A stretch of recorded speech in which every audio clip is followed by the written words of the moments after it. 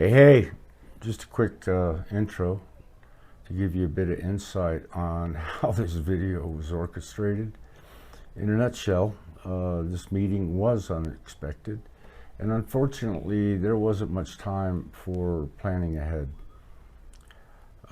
We had a small window of time to get as much done that was humanly possible in 2 days, no less.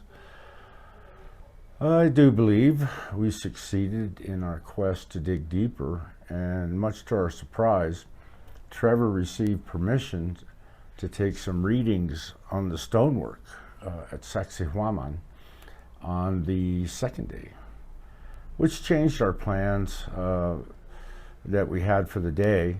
It was a bummer on one hand because we didn't finish the mission, but on the other hand, the data he acquired that night may be a big game changer. I'm waiting for an update once he gets settled back at home and has the time to map out and unpack the data that he collected. This video is longer than I expected and edited to a minimum. However, I think you may enjoy the walk and the information that we shared.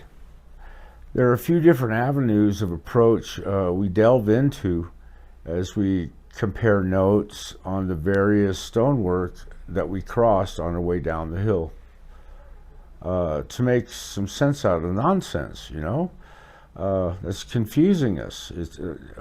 Our view is a little obscure on the ancient ones. So to quote David Hatcher Childers, it had to be simple for them. Enjoy. Okay, we are now at Hatun Rumiot, walking around, and we are going to discuss a few things. For one, we've got this brown coloring that is coming out of the stone. And 13 years ago, almost 13 years ago, most of these stones were green. But now we have this brown. And in the other videos, we talked about the, vitrification and also the geopolymer possibilities that we see here. Because I've believed some of these walls were definitely a mix of some sort.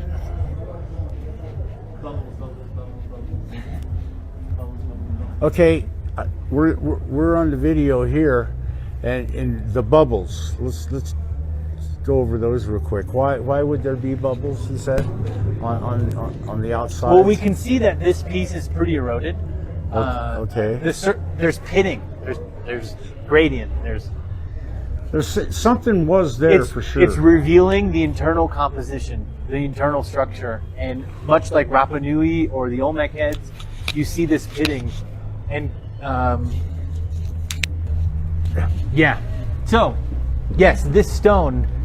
What we're seeing is a lot of erosion, a lot of degradation, and we're talking about the bubbles. Right. They're tiny, but there's plenty, Yeah, they're all over. And some stones they're real prominent, and others they're not. So the bubbles are based on the chemical reaction that is creating the stones and leaves this it's a morphology. Okay. So can it? You can really see. Can that reaction be created by nature? Of course. Yeah. But at this scale and in this proportion, in this kind of production, it's somewhat illogical. Right. This is very interesting. I noticed this. These are like pit marks. Yeah.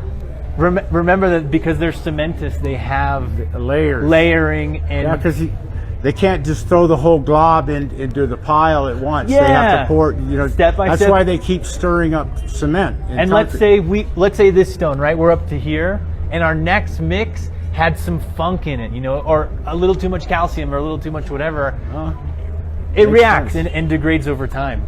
Yeah.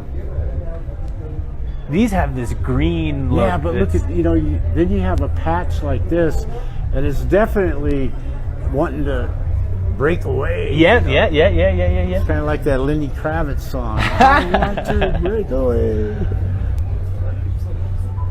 Okay. It's interesting because behind you, we have a similar construction, but not the same.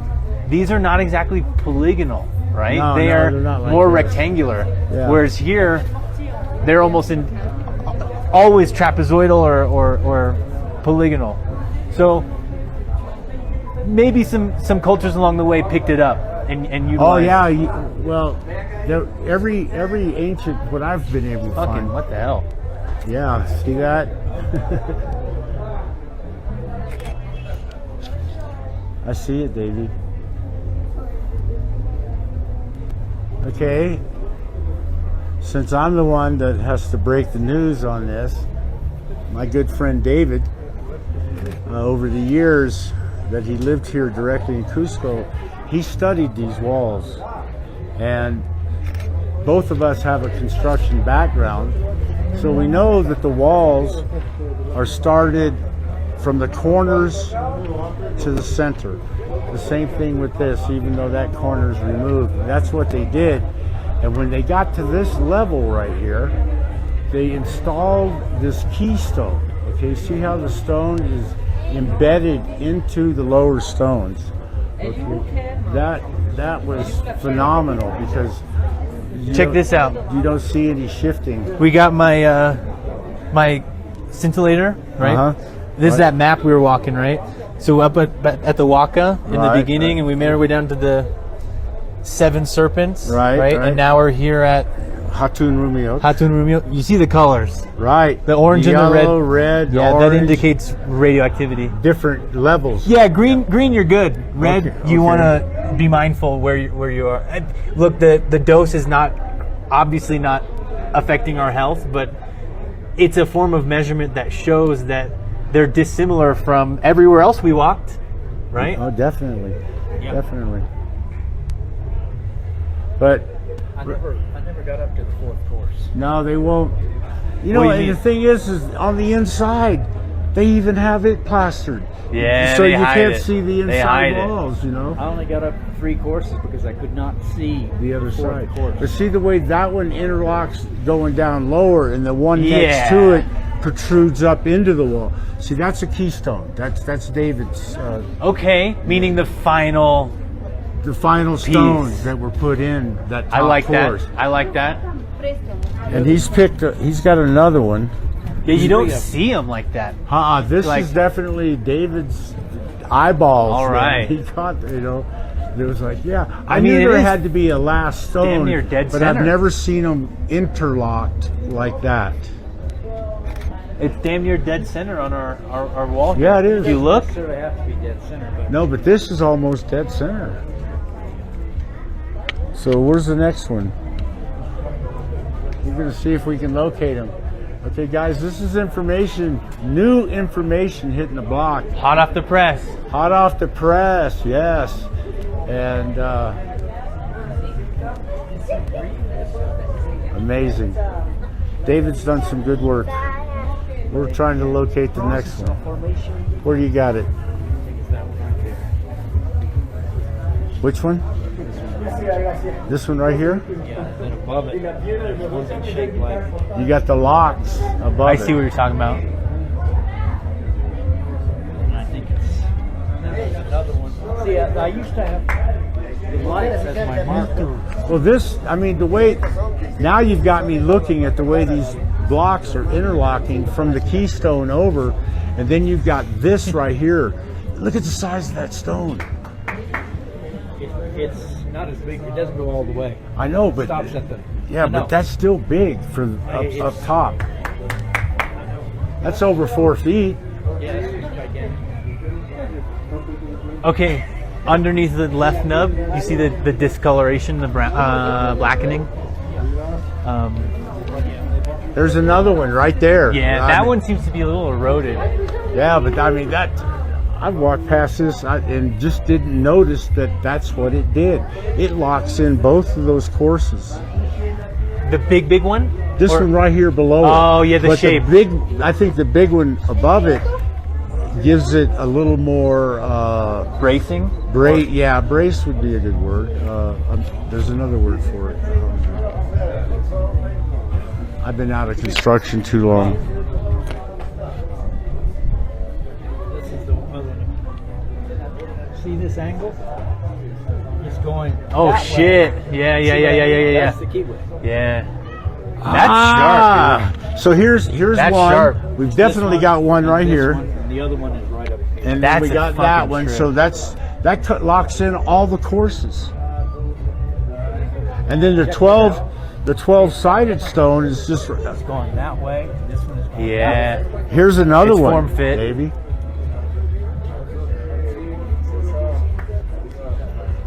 It's another locking. I don't know if it's a keystone, but it's definitely a locking stone. That one's not keyway.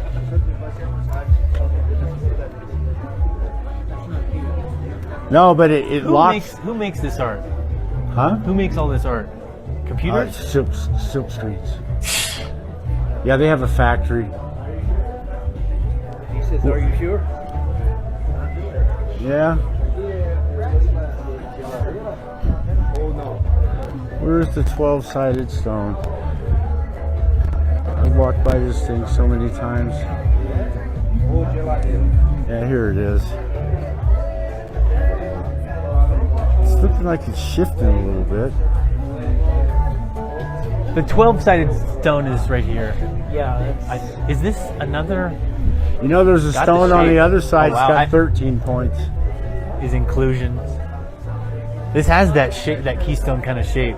But I am amazed at this locking mechanism that they've. I can't see. It's not hard to lose. I think there can be more than one keystone in the wall. There's definitely these. Now that you've brought this up to me, The shape stands out. yeah, the shape stands out, and the way it interlocks between the rows, between the courses, that there is what's giving it a lot of structural strength. This is another one, yeah. I mean, the shape at least. Right. Well, it locks down in. You know, I mean, it's definitely a locking. Check this out. See how that's eroding? I don't know how soft, because this might not be andesite. I guess they have tested it and they come back andesite, but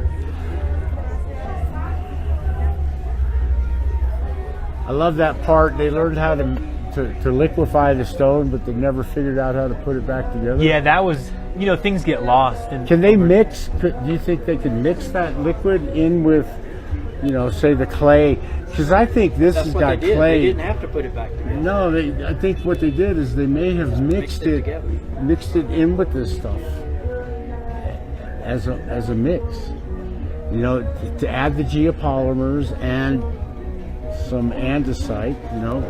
Other stones. It identifies as andesite because it has the the elements present that andesite has, but it also has others that andesite doesn't have. Right. And for a geologist, they use a device called an XRF, and they go like this: beep. It says andesite. For them, that's God's word. That's okay? all they needed. And unless you study them under an electron microscope, you will see that there's other elements like potassium, calcium, like lime, and sodium that are not present in andesite. Yeah. So, and the XRF doesn't pick up on some of those. So they're kind of, flying blind. Okay, well, let's get around the corner here. Because there's a spot around this corner here that blew me away because of Trevor's UV light. If I'm not mistaken, it's right. It's the next corner. Huh? Over there. It's Barricade there or something. yeah. Jesus Lord. You sure it's not this corner? I mean, if your light is strong enough, it could happen, but the one that really lights See, up... that one there has got lichen under it. Yeah, it does. Good point. we can all see that. Okay, well, I'm just pointing it out. No, I know. The one we're going to, we'll have a look and see. The one that you showed me that you took. Yeah, it's at that corner. Now this wall here is amazing. It's been reconstructed to a big degree because you can tell that on the bottom, the way the land shifted and Yeah. a section of it fell down. But I've always found this one. This is like at Easter Island. Exactly. And this is where the puma is, apparently. The shape of the puma. Yeah. It's interpretive, but Yeah, it's in here. notice how much more nubs are down the line. Yeah, they start adding up. I remember the guys, oh man, they had electrical ports on these lower ones because you can see the burnt. You can see. That's It just doesn't make too much sense. Hey, look, vitrification.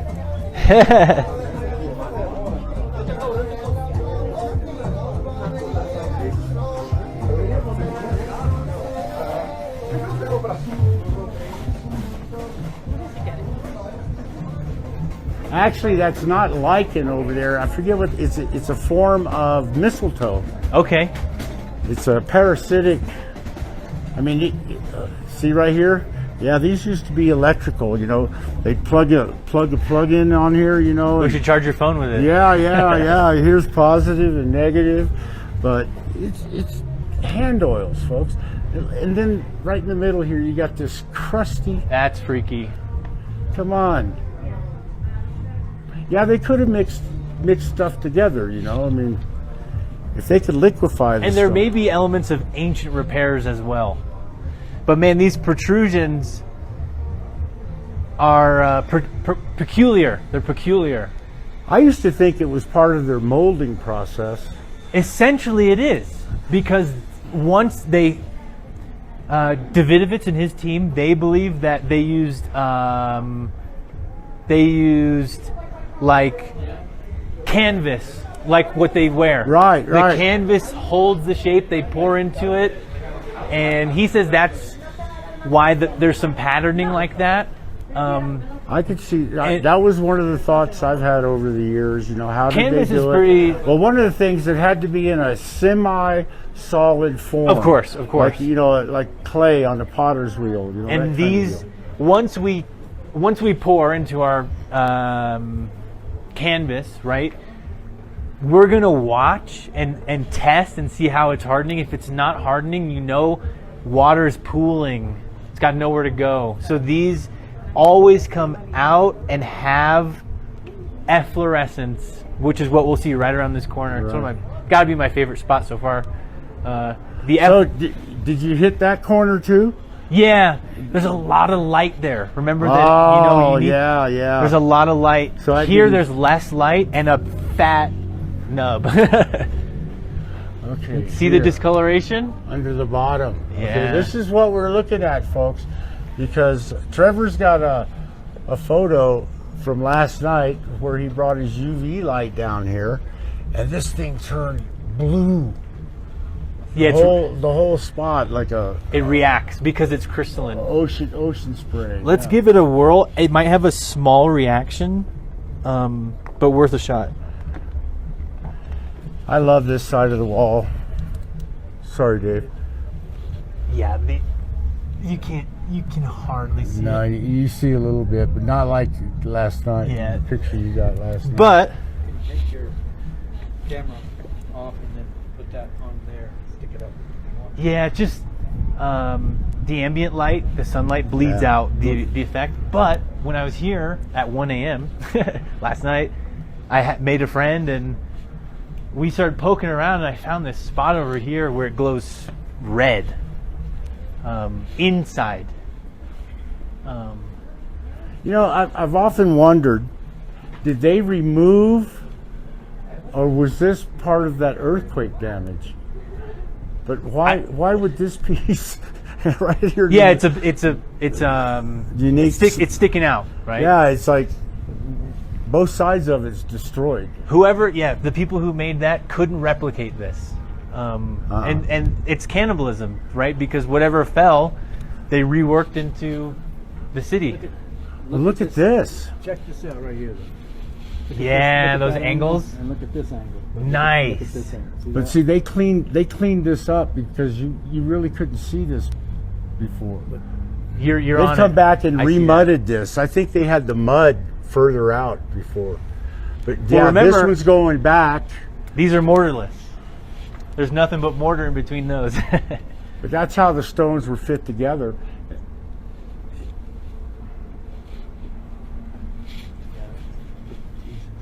Yeah, we're all over this wall, folks.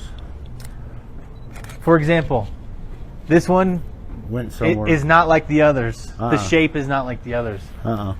And these might even be, Parts. yeah. Yeah, But yeah, I yeah. was thinking if there was a major earthquake, which there was, Quite a few, and apparently. it could have blown these walls out, but I have a feeling the Spanish had something to do with it.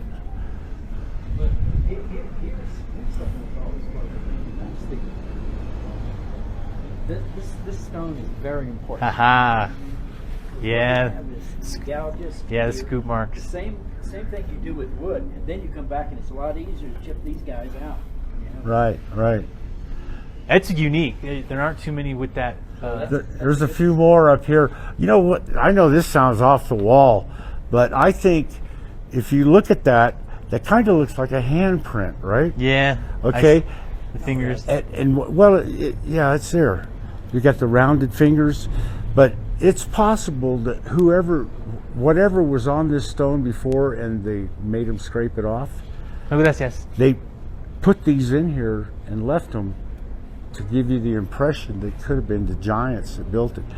I remember when I was here 13 years ago the first time, you talk about just utterly amazed. I'm going, oh, look at this vitrification. Oh, look at that. Oh, man, look at the angles. And the angles and everything are fucking awesome. But the vitrification thing, Jan Peter de Jong, you're full of shit. It's called desert varnish. Oh, and then this one goes this way. The others went the other way. See how this is going down? The other stones. Right. So this was a keyway stone thing. Or lock in. Yeah, it was the last one. Thing. The size of these things. Yeah. No, gracias. There's a palace. Oh, no, gracias. But one of these stones here has got 13 points. Yeah, I counted it out. I mean, they're not prominent like the 12-sided stone, but there's 13 points. No gracias. No gracias. Here's the spot that goes. Check that out. Yeah. That onion skinning. This is that spot. Looks like they managed to get that stone back up there. There's but not one exactly where it more was. with the scoop marks down there. Yeah, that one really looks like a hand.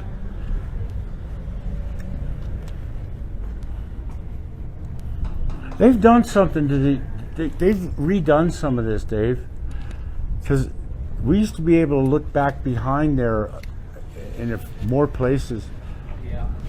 Well, here's another example of the reverse angles. Here you have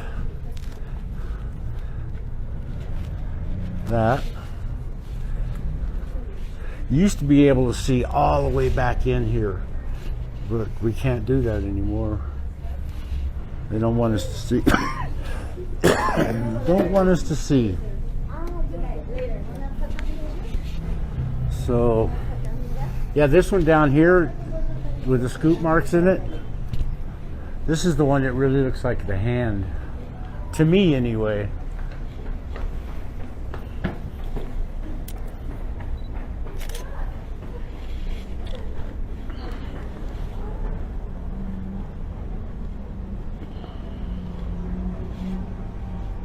This has got a unusually deep trough. Yeah. So That stone there. I interpret a lot of those shapes as like sculpting. It has to be, sorta. It's sculpting. if you use like in cement, you use a trough just to Right. just to clean it up. Remember, these are super old, so maybe they were much more clean. Yeah, you can see. Yeah, you know, in Egypt too, they call them scoop marks, Yeah. which would imply that the stone was workable at some point.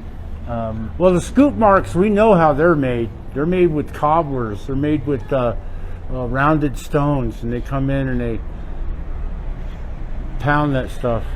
I don't buy that, but if you look down the wall, you can see the scoops. You can see, Right. yeah, you can, We call this, we nicknamed this the fingerprint. yeah. It's very much like that. Yeah. And over here, you can see more clearly those. And I call this the hand. yeah, Because it looks like somebody reached over the top, you know. Not that that's what it is. yeah. But it does look like a partial hand.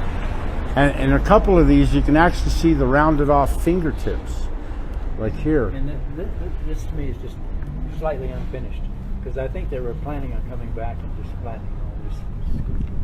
Well, I think what they did is they forced them to take whatever was on that block to scrape it off, and then they just left it like that. Because you don't see these scoop marks on every one of these stones. Well, it could have been anything on these walls. I mean, you know how these Inca and ancestors were. I mean, here you got a pressure crack because it's taking the brunt. You know, it's probably the granddaddy stone that helped keep the wall up over here. But you have some unusually deep troughs on some of these stones. It's beyond me. That's an interesting wedge.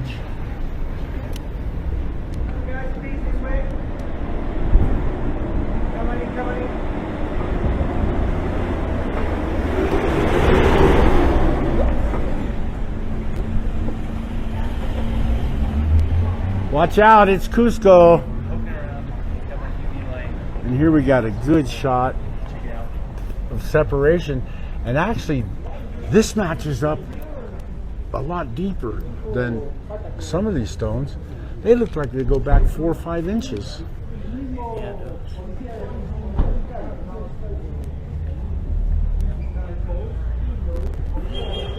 Anyway, I'm gonna kill this one, guys.